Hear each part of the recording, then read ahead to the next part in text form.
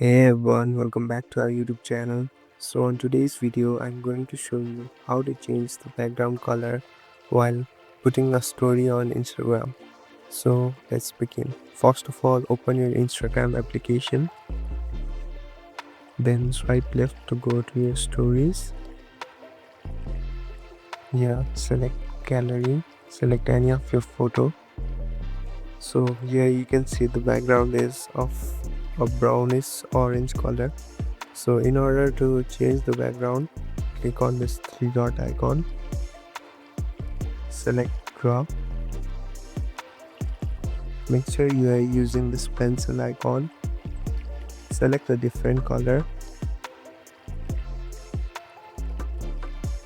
and just press and hold on it. So now you have changed the background color. So here hit tick mark. Now again you should click on this icon here on the top.